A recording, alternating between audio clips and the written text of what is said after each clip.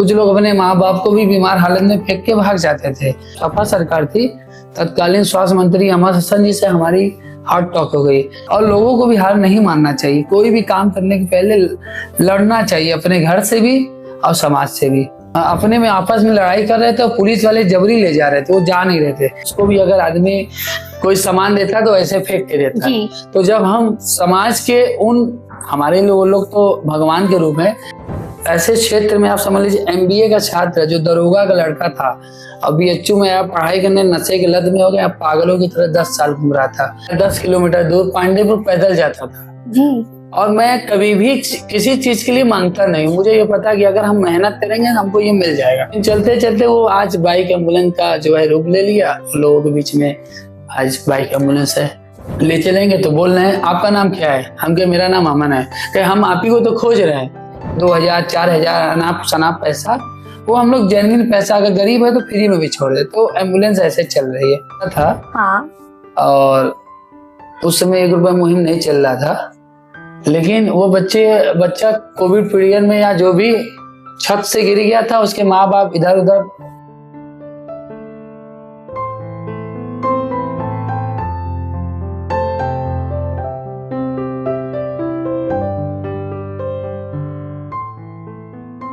नमस्कार दोस्तों, मैं अंकिता यादव, बनारस ग्लोबल टाइम्स से। स्वागत है आपके पसंदीदा पॉडकास्ट में, जहां हम रूबरू होते हैं ऐसे लोगों से जिनकी जिंदगी एक प्रेरणा है।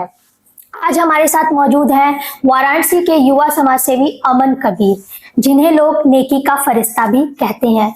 एक ऐसा युवक जो कि बचपन में फर्स्ट एड का एक छोटा सा बॉक्स लेकर सड़क किनारे पड़े घायल, बेसहारा, जरूरतमंद लोगों के लिए मदद की शुरुआत की और अपनी सेवा यात्रा शुरू की। और समय के साथ साथ बाइक एम्बुलेंस, माँ का आश्रम, 1 रुपए की मुहिम के जरिए बनारस के लोगों का दिल जीत लिया। आज हम इनके बारे में जानेंगे और जानेंगे कि कैसे एक छोटे से बच्चे का कदम हजारों लोगों की आज जिंदगी को बदल रहा है। अमन जी, आपका सबसे पहले तो बहुत बहुत स्वागत है हमारे चैनल पर। अमन जी, बताइए आपके नाम के साथ कबीर कैसे जुड़ा? इसका कोई खास किस्सा या जिससे आपको ये पहचान मिली? पिछले 2014 में चौक थाना प्रभारी, वर्तमान में उस समय कोतवाली थे, उसके बाद चौक, उनसे हमारी बात हो रही थी। उन्होंने कहा कि यार अमन, आप अमन यादव की जगह अमन कबीर कर देते तो बहुत अच्छा रहता।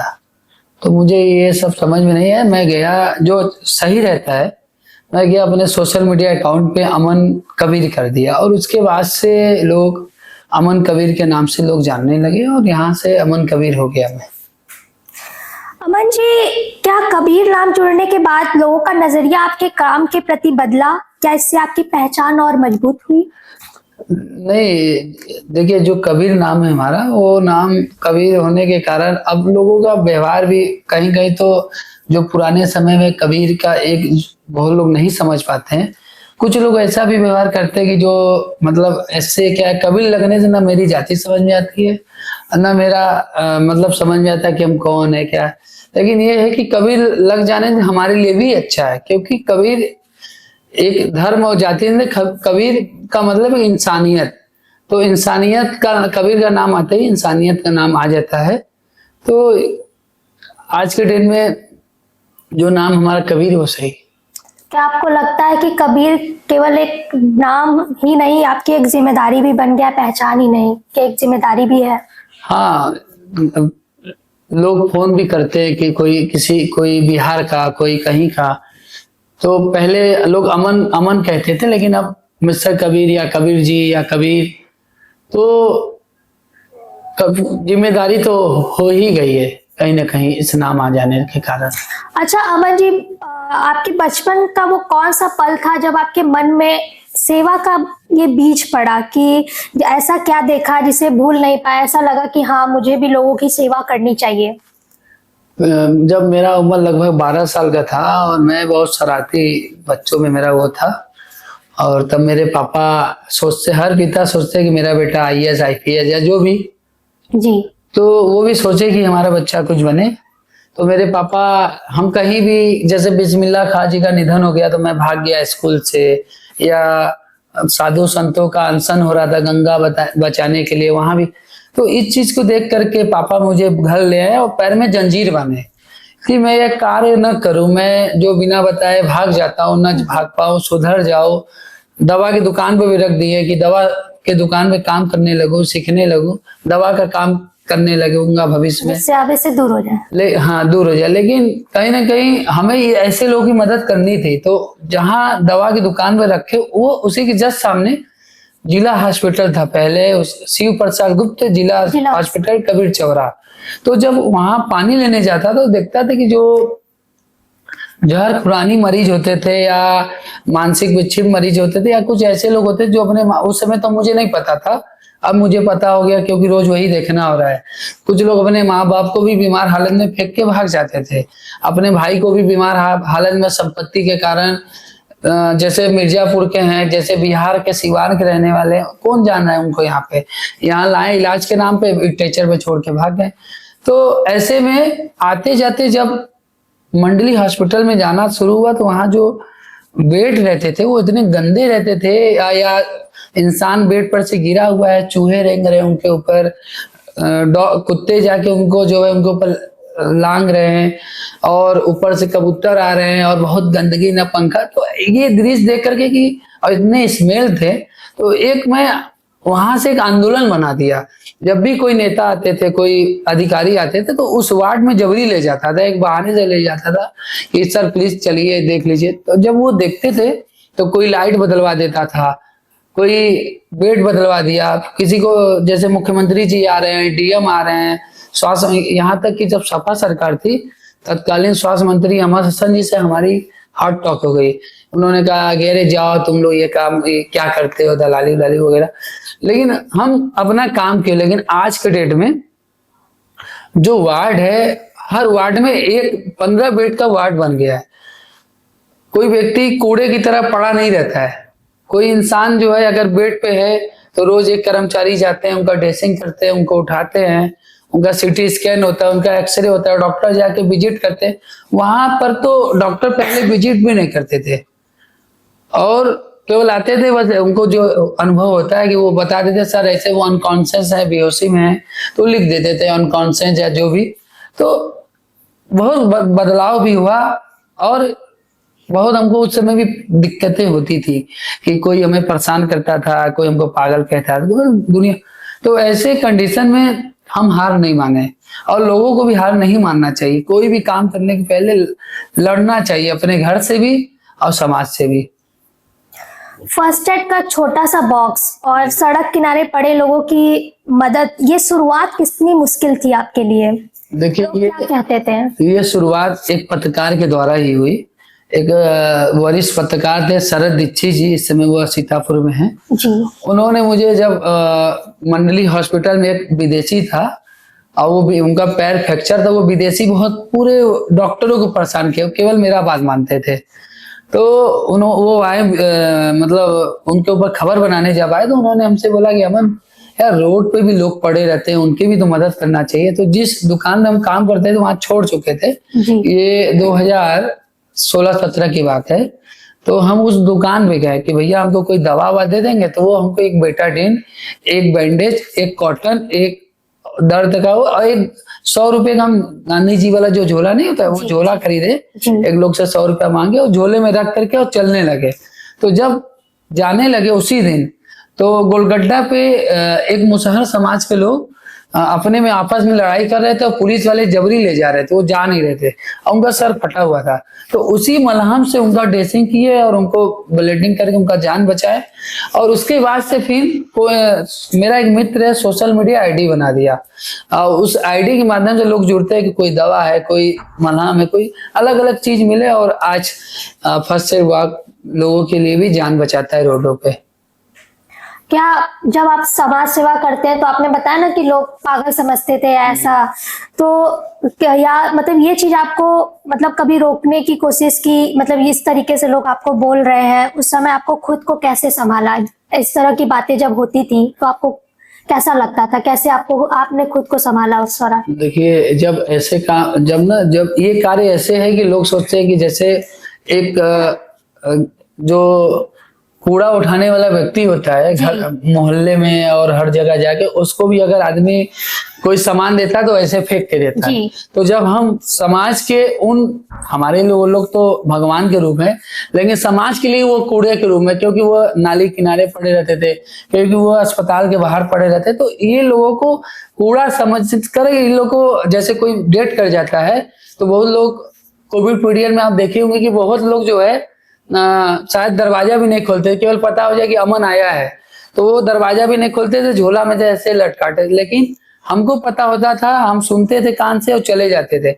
लेकिन जहाँ कोविड मरीज भी होते थे उनको उठाना, उनको ले जाना, यहाँ तक कि कोविड बॉडी भी रहती, तो ये सब बहुत लोग, यहाँ तक कि कुछ लोगों ने अपने में बात किया कि पागल जा रहा है, देखो वो अब साइकिल से आया ना, तो पागल उठाएगा उसको, वो भी पागल है, लेके जाएगा, यहाँ तक सुने। लेकिन वो सब अनदेखा करके आज वही व्यक्ति लोगों के बीच में पर्चे दे के, अरे यार ये लड़का बहुत काम करते, ये हम नहीं करते, ये हमारे महादेव की कृपा है कि हम ऐसे लोग को कर पा नहीं तो जो डॉक्टर किसी का ऑपरेशन करने के पहले पूरा प्रिकॉशन लेते हैं पूरा, लेकिन हमको कितना भी गंभीर घाव कीड़े तक पड़ जाते, लेकिन हमको जैसे भी हो सकता है उनका ड्रेसिंग कर देना और उनको नहला वहला के, यहाँ तक कि ऐसे क्षेत्र में आप समझ लीजिए MBA का छात्र जो दरोगा का लड़का था, अब BHU में आया, पढ़ाई करने नशे के लत में हो गया, पागलों की तरह 10 साल घूम रहा था, और उसको नहला वहला करके जब नया किए, अपना नाम बताया, बोला कि MBA का छात्र था, और फिर सोशल मीडिया ने उसको घर भेज दिया। लगभग 1000 लोग, मिसिंग लोग, फेसबुक और दुनिया भर की सोशल मीडिया की ID के माध्यम से आज अपने घर गए लोग, यहाँ तक कि लोग अपने घर वालों का अंतिम संस्कार कर चुके थे कि अब नहीं आएंगे, पिंडदान हो चुका था, 13 ही हो गया था, लेकिन वो जिंदा मिल गए हमारे बाद। तो कहीं ना कहीं लोगों का सहयोग और लोगों की ताना भी हमको हिम्मत और हौसला दी, और वो मेरे लिए आशीर्वाद था, ना कि उनका ताना था। आपको किसी ने बाइक गिफ्ट की थी, जिसके बाद बाइक एम्बुलेंस शुरू की आपने जी। तो उस दिन आपको कैसा लगा कि हाँ आपकी जिंदगी बदल रही है? उसके बाद से आपको क्या महसूस हुआ? देखिए, हमारा क्या है कि मेरी जिंदगी नहीं बदल रही, हम उन लोग की जिंदगी बदलने के लिए मेरा जन्म हुआ है कि जिनकी जिंदगी आई हुई थी, लेकिन उनके घर वाले उनको जिंदगी को खराब कर दिए। और मेरी जिंदगी देखिए क्या है, हम बाइक भी अगर हमको मिला तो आज उस बाइक को बाइक एम्बुलेंस, वो बाइक ऐसे मिला, मैं यहाँ से मतलब अपने घर से लगभग 15 किलोमीटर दूर या 10 किलोमीटर दूर पांडेपुर पैदल जाता था जी। और मैं कभी भी किसी चीज के लिए मांगता नहीं, मुझे ये पता कि अगर हम मेहनत करेंगे हमको ये मिल जाएगा, चाहे कितना भी बड़ा चीज हो। यहाँ तक कि लोगों ने कहा कि आप मोदी जी से मिले, हम कि नहीं, हम नहीं मिले, जब समय आएगा तो वो भैया हमको फोन किए और कहे कि हम आइए, तो बस हमको नहीं पता, बस हम गए, वो हमको अपनी बाइक की चाबी दे दी। उस बाइक को 1 महीना चलाने के बाद मेरे मन में आया कि बाइक एम्बुलेंस बना दे, तो जो कोका कोले का बॉक्स होता है ना, उस बॉक्स को पीछे बांध करके बाइक एम्बुलेंस लिख करके उसमें दवा मलहम पट्टी रख करके और चलने लगे। फिर चलते चलते वो आज बाइक एम्बुलेंस का जो है रूप ले लिया, लोगों के बीच में आज बाइक एम्बुलेंस है। अमन जी, लावारिस लोगों का अंतिम संस्कार कराना अपने आप में भावात्मक रूप से काफी भारी होता है जी। तो कभी ऐसा हुआ है कि जब आप काफी मतलब कोई भी किसी का आपने अंतिम संस्कार कराया हो जिसको मतलब आप काफी टूटे हो, किसी के सामने, चिता के सामने आप बहुत टूटे हो, जिनका अंतिम संस्कार कराने के दौरान?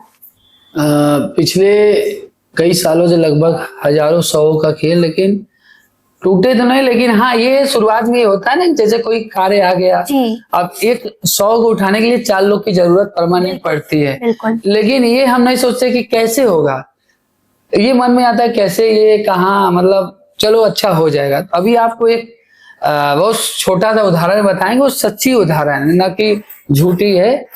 रात्रि 2 बजे लगभग डॉक्टर का फोन आता है कि एक महिला का डेथ हो गया है और उनके साथ एक पति है, पास में पैसा नहीं।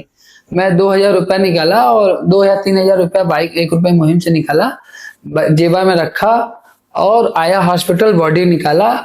आप समझिए कि कैसे प्रभु रात में आते हैं, भगवान स्वयं नहीं आते, किसी रूप में आते हैं। मैं जब बॉडी निकाला तो मैं मन में आया कि ट्रॉली मिल जाता, तो हम रोड पे गए तो एक ट्रॉली ऐसे गुजरा और रुका नहीं, फिर दोबारा पीछे दूसरे थे, एक ट्रॉली खड़ा हुआ था, 2 आदमी खड़े हुए थे। हम तो उनके पास हम गए, क्योंकि 100 को लोग ले नहीं जाते। जी।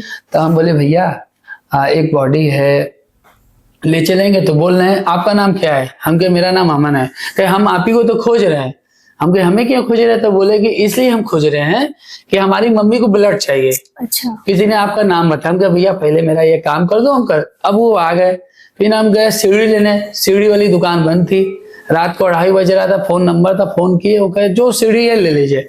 फिर गए मार्किन लेने, मार्किन की दुकान खुली थी, पैसा दे ही रहे थे, सामने से एक आवाज आया, संदीप होटल था वहां पे कुछ। तो उन लोगों ने कहा अरे यार अमन यहाँ, जितना वो दुकानदार पैसा बोला था 800 रुपये, उतना वो अपने यहाँ 800 रुपये हमको दे दी, वो भी सामान का पैसा।